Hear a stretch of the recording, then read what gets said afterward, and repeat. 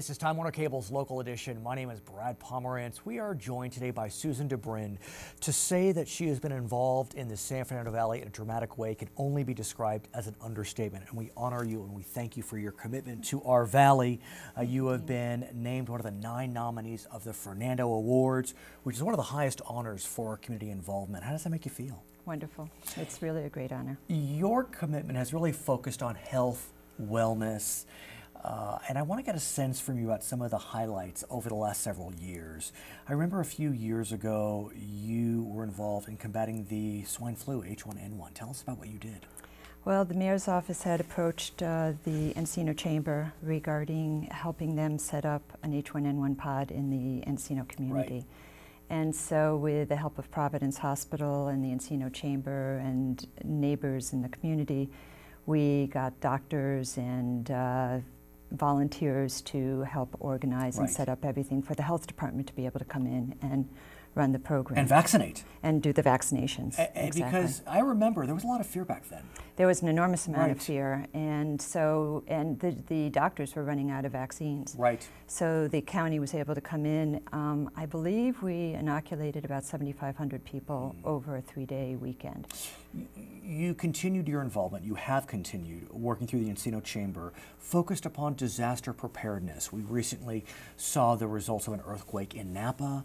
You know, we know that we always are at risk here in the San Fernando Valley. Tell us about what you did to help disaster preparedness.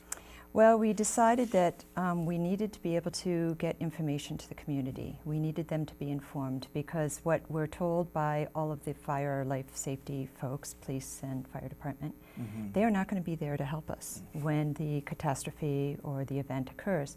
So everyone needs to be prepared. And so what we did is we first started a campaign to educate folks. Then we developed a team of non-professionals, but that was CERT trained. That's the Certified Emergency Response Team for the fire department. And we organized an information area that's going to be located in Genesta Park. And and they're going to communicate with the fire department, the police department, the city offices, city councilman's office, and get the up-to-date information so they can pass it on to the residents who are in distress and need guidance. Additionally, because of my connection with West Valley Medical Center and a wonderful group of doctors that are willing to volunteer their time to do triage. I got stitches there when I was 6 years old. Did you? I remember it well. So I'm sure. And so we've got great doctors and they want to be there and be involved in the community. And we've done this in conjunction with Providence Tarzana Medical Center. My nieces were born there. Wonderful hospital, wonderful hospital. And so we are the backup facility in case of a major disaster. And our building is located on Balboa Boulevard in Encino, so it's centrally located right by the 101 freeway. And the doctors are set up to do triage, so we'll take the walking wounded to keep the walking wounded out of the hospital because the hospital has to focus on the critical. I want to ask also about your commitment to those that are facing the diagnosis of Parkinson's. I had a great aunt who had Parkinson's. We know Michael J. Fox and his advocacy has really brought light to this disease. Tell us about your involvement there.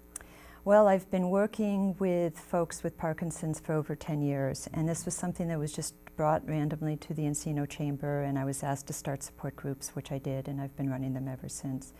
And it's very near and dear to me. It's what these poor folks go through with Parkinson's is unbelievably difficult. And the caretakers really need an enormous amount of support. Yeah, I'm glad you said that. I have been a caretaker to a spouse with a chronic illness, and it's so very often difficult. It can be a challenge. And a lot of times the caretakers are more at risk for health issues. Your name is Susan DuBrin. You are an honoree with the Fernando Awards, one of 9 nominees. I'm Brad Pomerantz. It's Time Warner Cable's Local Edition.